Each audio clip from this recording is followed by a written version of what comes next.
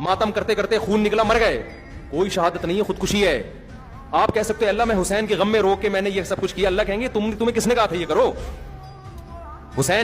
حسین کی محبت میں نے کب کہا تھا؟ میں نے کہا تھا حسین سے محبت میں حسین کو فالو کرو. حسین کی تو داڑھی تھی سیدنا حسین ابن علی رضی اللہ عنہ کی. حسین ابن علی رضی اللہ عنہ تو ظلم کے خلاف ڈٹ گئے, کمپرومائز نہیں کیا.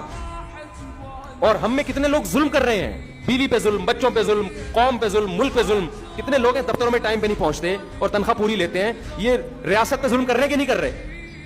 ظالم بن کے آپ ماتم کر رہے ہو اور آپ یہ کہہ رہے ہو کہ حسین خوش ہو جائیں گے, نبی خوش ہو جائیں گے. نہ نہ نہ, کوئی بھی خوش نہیں ہوگا میرے بھائی. ان حرکتوں سے شیطان خوش ہو سکتا ہے, بدعت کی وجہ سے. وہ کہے گا تم نے اپنی آپ کو ایسی چیزوں میں کھپا دیا جس کا نہ تم کو دنیا میں کوئی فائدہ ہے اور نہ تم کو آخرت میں, بلکہ مزید گناہ اس لیے ہے کہ ان چیزوں سے غیر مسلم اسلام سے دور ہوگا. کبھی بھی غیر مسلم یہ منظر دیکھ کر اسلام کے قریب نہیں ہو سکتا.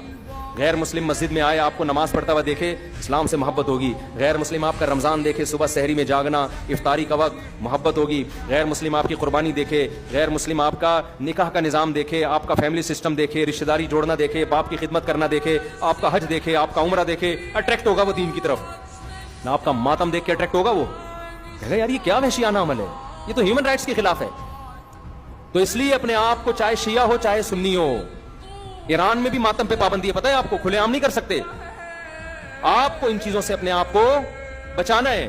اور کلوا من الطیبات, ہمیں جو اللہ نے پیپر دیا اس میں دو ہی چیزوں کا سوال ہوگا, کھا کیا رہا ہے, کر کیا رہا ہے. سمجھ آ رہی ہے بات؟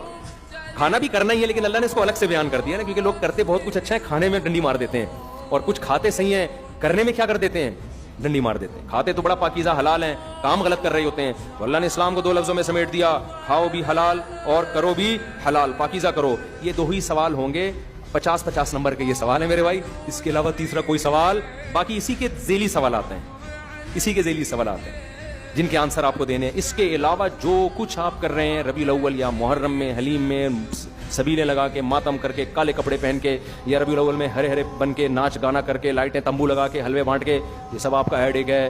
اللہ اس سے متاثر نہیں ہوگا. آپ یہ کچھ کرتے ہوئے مر بھی جائیں, شہید بھی ہو جائیں, اللہ میاں نے اس کا اجر نہیں دینا. اللہ کہیں گے وہ پیپر ہے ہی نہیں جو میں نے دیا, تم اپنی طرف سے اخفل طریقے سے کر رہے ہو تو کرتے رہو, کوئی فائدہ نہیں. اللہ سمجھنے کی, عمل کی توفیق عطا فرمائے.